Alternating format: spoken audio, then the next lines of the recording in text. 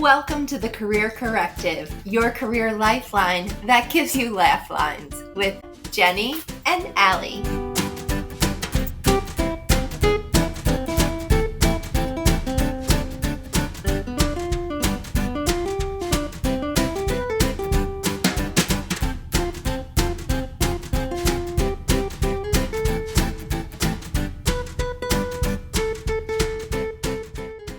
You're going to love the conversation with today's guest, David Atkins. He's a national keynote motivational speaker, and you'll see why as soon as you listen to him and how he's inspired crowds of thousands and thousands from Fortune 500 companies to change their life, step up, lead boldly, and unlock their full potential. He's the author of The Leveled Up Life and is launching a brand new book today, July 15th, The One Decision Away Philosophy, a powerful guide to transforming your life one bold decision at a time. Let's get into the conversation with David. Hi, David. Thank you so much for being with us today. We're really excited to talk about you and your book, The One Decision Away Philosophy. Let's dive right in. When you talk about the one decision away philosophy, what does that really mean? And when did you realize the power behind that? Thank you so much, Ali. When I talk about the one decision away philosophy, I think so often people literally worry about what they need to do, 1 week from now, 1 year from now, 3 months from now. But I'm a big believer that life will reveal to you what you need to do next to make that one decision. And it's different for everybody, right? Some people, it's the one decision to improve their health. For others, it's the one decision to go for that promotion, or it's the one decision to have that tough conversation with their subordinate or coworker or spouse. But there is one decision in everybody's life right now that if you make that one decision, then I'm a big believer, life will reveal to you what's next. Because so often we wait, for that motivation to start. We wait for a life to push us forward. But if we want to take ownership and make that one decision, then you will see what comes next. And then really for me, it's been the trajectory of my life. And that's why I'm like, oh my goodness, like my whole life has been about a series of one decisions. And then the next big thing in my life came to me and leaning into that, which then revealed the next thing. Does that make sense? Absolutely. You talked about a really significant conversation you had with your wife at a certain point in your life. The book wasn't in your mind yet, Yeah. but it's very inspiring. Can you tell us a little bit about that conversation? Absolutely. Oh, it was about 15 years ago. And my wife and I, we had two daughters going on three, and we were six figures in debt. We were living paycheck to paycheck. So we were just kind of going through the motions. We would argue and bicker over things like the grocery bills. And I just remember saying, life can't go on like this. This can't be what it is. And we made good money. And I remember the fear I had, the doubt I had. I remember saying, I need to sit down and talk to my wife because we just cannot go on like this. And at the time, that was the one decision to lead into the self-doubt and feel like, what if it's not going to work out? What if she's not going to hear me out? But I made that one decision to do that. And she heard me out. And then from there, the first thing that we agreed to do was let's put our health as a priority. And we started with a home workout program called P90X, which I'm sure some of your audience people may have heard of. And we did it in the morning before our kids got up, and people would be like, oh my God, 5 in the morning before your kids got up, David, I need my 8 hours of sleep. And I'm like, I don't know, sleep 6 hours, sleep faster. And then that one decision, and this business was, we didn't realize the parent company, Beachbody, had a network marketing business, direct sales, MLM, the ones, it's a pyramid scheme. It's not going to work. And all the negativity came. But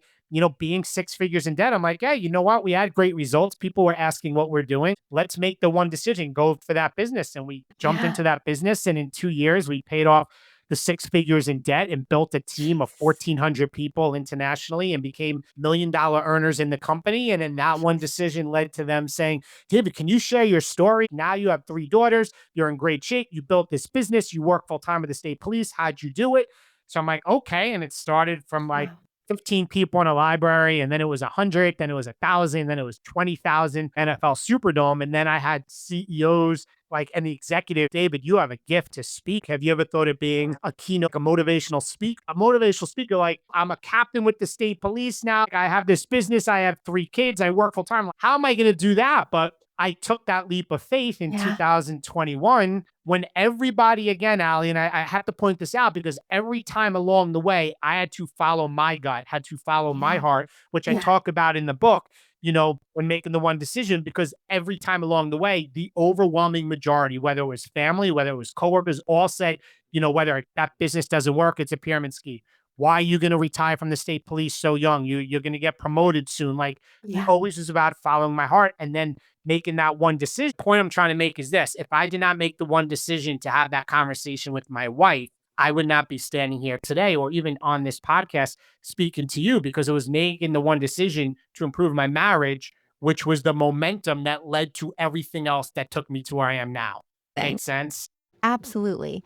You touched on I think, the killer of momentum in there and something that everyone grapples with. So I'd love to ask about the word fear and how that can kill your momentum. What advice would you give to somebody who feels frozen, stuck? I always like the analogy, fear, false evidence appearing real, because so often 99.9% of things we worry about never actually happen. And we're so worried about what may happen. Fear is often worrying about the future instead of just focusing on now. But the thing with my book is like I broke it up in parts. One part of the book is the obstacles that are going to get in your way to making the one decision, and fear is one chapter, right? And I talk about things, whether I say, I share the wealthiest place on earth is the graveyard. It's full of goals and ideas and dreams that were never acted upon. But Mm-hmm. then to overcome that fear, I talk about the things to help you move forward. Number one is, what is the vision for your life? What goals do you have? And I dive into struggles less painful than regret. And you don't want to have years from now, you're looking back, when I've read about studies that talk about people in nursing homes were interviewed about their life. And so often they started with the two words, I wish. I wish I did this. I wish I did that. So for me, every time I had that fear creeping in, it was, having the bigger vision, knowing if I don't move forward on this thing I know I need to be doing, am I going to regret it later on? Another tool I talk about is having a strong why. I think that if we just worry about ourselves, we will not push through fear, because we don't have that a stronger driving force for why we do what we do.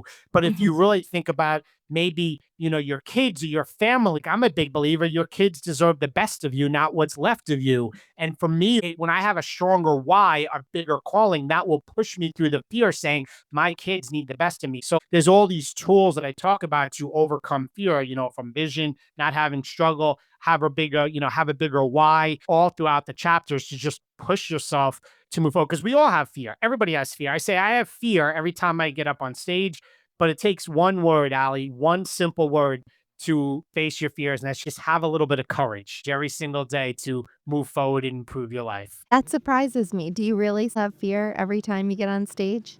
All the time, because fear is a natural thing that your body's going to have with the whole flight or fight. So Yeah. even when I speak, I've spoken so many times to thousands of people. Every time before I get up, I'll have a little bit, butterflies, not feel like scary, but that nervous feeling.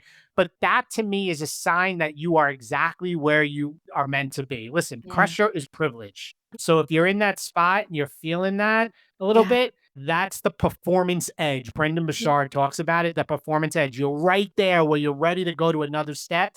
Unfortunately, 98% of people live life by default, and they aren't willing to be a 2%er. And the 2%ers will take that leap.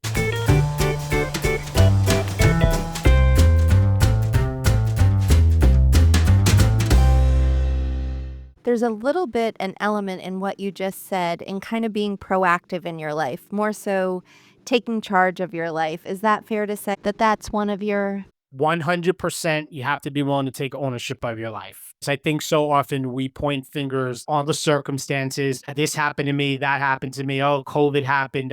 The economy went down. But listen, you can't control what happens to you, but you 100% control how you react. Attitude is a choice. Your energy is a choice. How we show up every day is a choice. And once you take ownership, you know what, Al? You know what that is? It's the most freeing feeling in the world. So often we give other people's opinions or other things in our life power over ourselves by what they do and what they say. You're finally willing to flip that and take that ownership. It's that most freeing feeling in the world, because then you're not worried about outside sources affecting you. you were talking about earlier, the conversation where this all started with your wife, and then that led to the working out, which led to a business, all the decisions. You just went for broke. And when you were in the process of that, you mentioned people will naysay. And Sarah Blakely, the owner of Spanx, talked about this idea when you're in the process of what you're working on, don't share it with people because they will naysay. And that's what you're talking about. So, talk to me about anything you think might be helpful to people, help with the naysayers, but also that self doubt that creeps in as they begin their momentum. The biggest thing and the best thing I give is this: never take advice from somebody who's less successful than you. Never take advice from somebody that's never accomplished what you did. Only be willing to take constructive criticism and feedback from somebody that's either accomplished what you accomplished or more successful than you. And if Yeah. you can live by that, I think it's a tried and true principle. Yeah.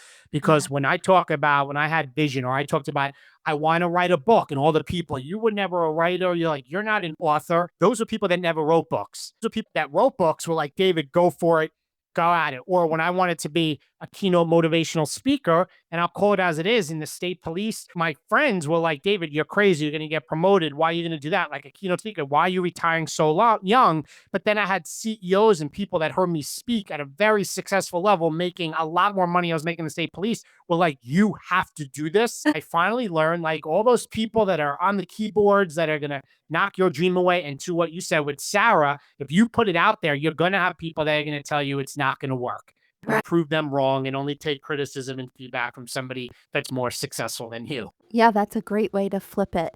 So, in thinking about it that way, are there any people that stand out in your mind that you have received good input from in that category that you speak of, that they're where you want to be? Mentors or anyone that you've learned from that has really stood out to you, that's helped you along the way, that you think would be helpful to share to others who may want some inspiration for their own journey or what they're looking to accomplish in their life?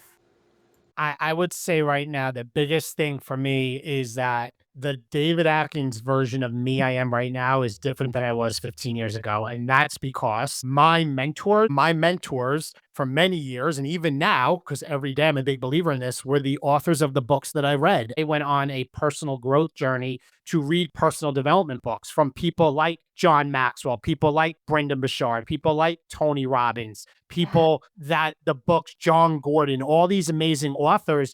I said 10 minutes a day. This is because this is what was told to me, David, 10 minutes a day, read a good personal development book. And for 2 years, Allie, I'm like, I don't need this. I don't need this.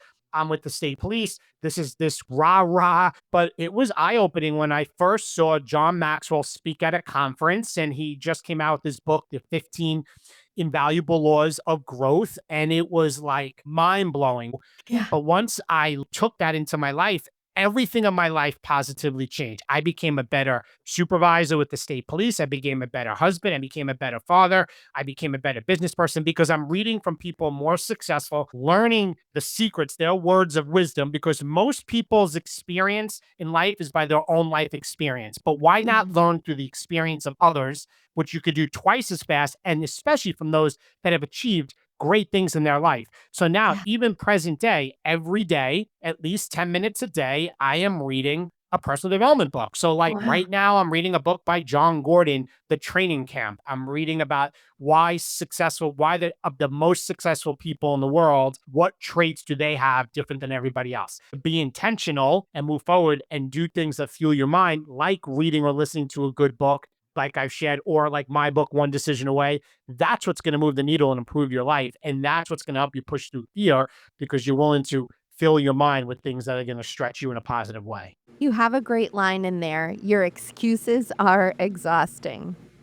Yeah, yeah, I say that because when you get on this journey, and I've grown so much with the books and mentors and conferences and coaching and people I've hired, and from writing my first book, The Principles of Success, when you start going in the outside world, like I said, 98% of people live life by default. And it's the excuses, it's the blame game. I also remember with Danny Johnson at a conference I went to. Again, I was growing, and she said excuses are well-planned lies. That is so true. But they're exhausting because now my inner circle, like I try to operate at a higher level. And like when you get in an area and there's just people complaining, I'm tired, I have enough time. I'm like, you are exactly where you deserve to be because you are a product of the choices and decisions you made. You control how you show up today. You control the one decisions you make today. You control what you do tomorrow. And I've been knocked down. And I know earlier on before we started, like we talked about, I am very open to being vulnerable. You're going to get the real me because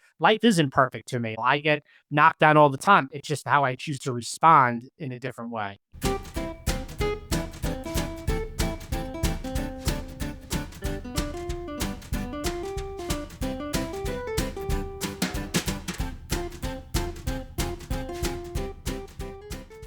Yes, and to counter that, you talk about this in the book. You write about vision as a tool, creating your vision. What would the first steps be people could take to create that vision for themselves?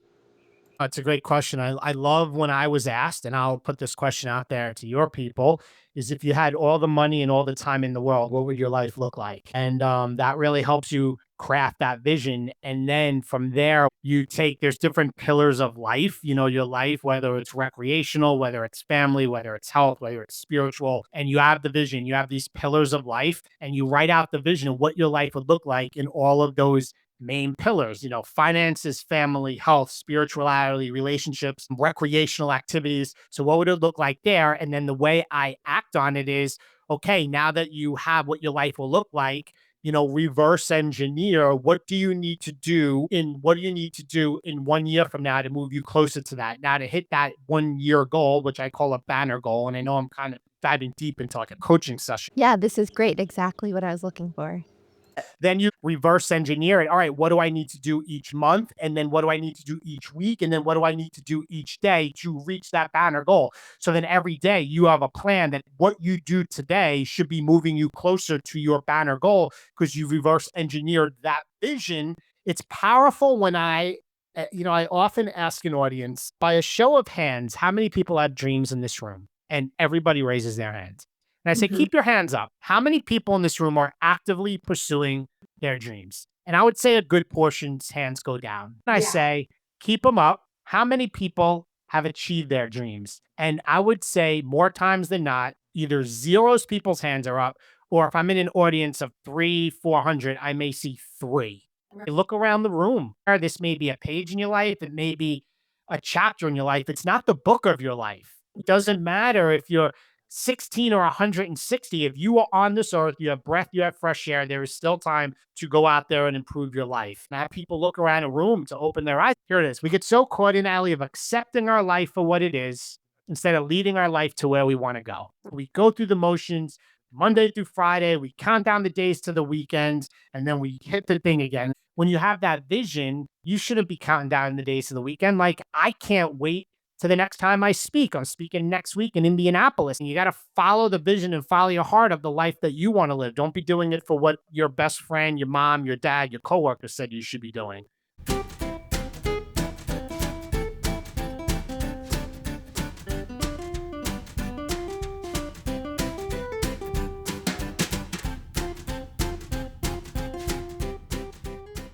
For you, you've accomplished so much through this way of living and thinking. You're a motivational keynote speaker, you're an author, you're doing all of these things. What would be next for you? What is success for you now? I think success for me is fulfillment for people. And what I mean by that is I want to feel fulfilled as a husband, as a dad. I read something recently. If you drop your kids off at the bus or you pick them up, your life, you're already winning.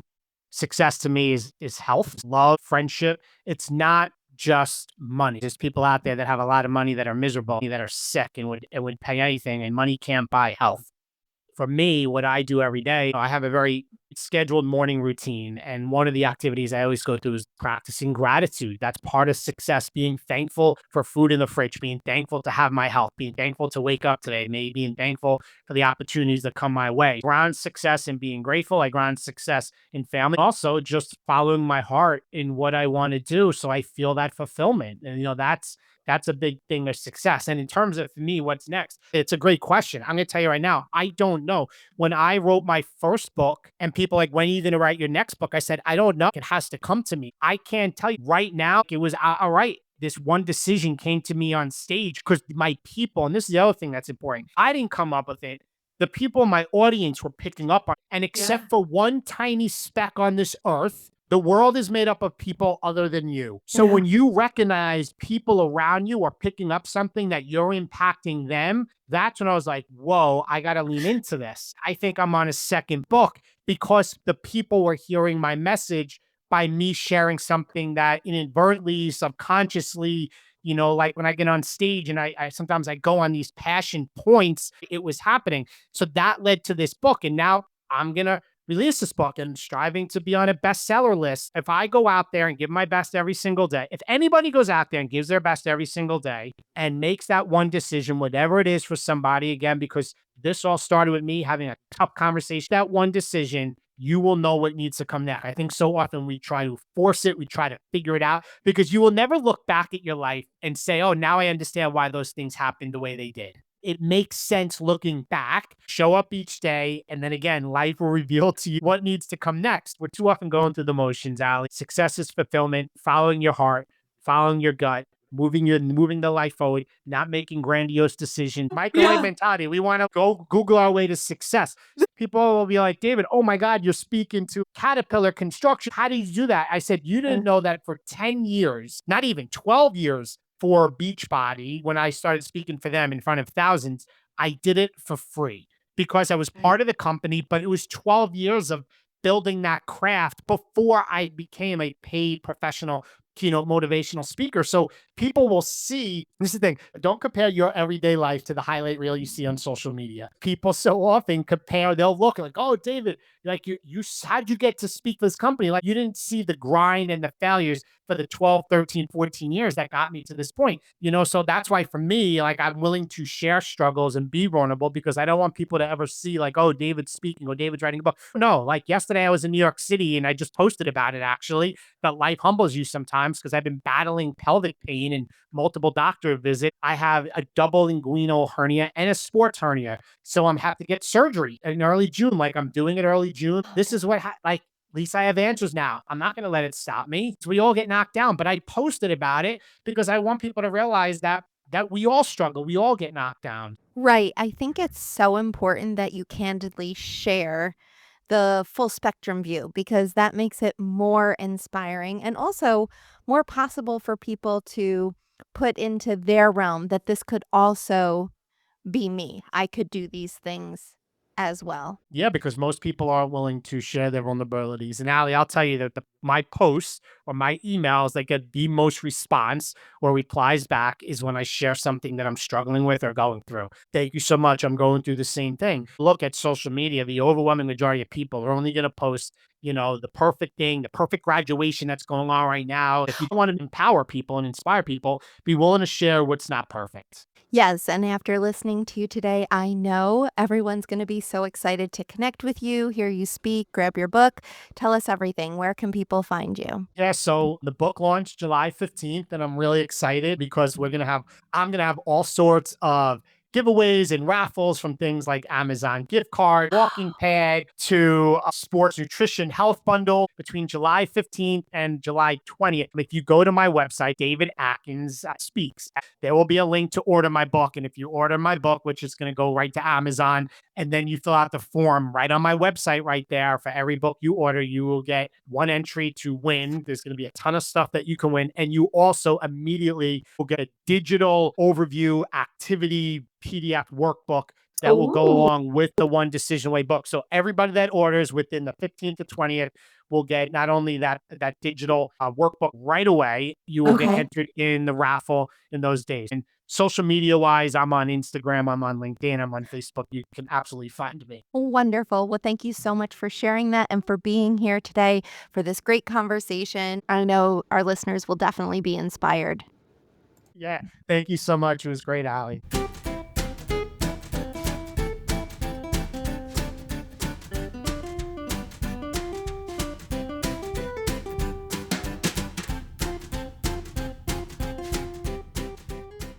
Yeah.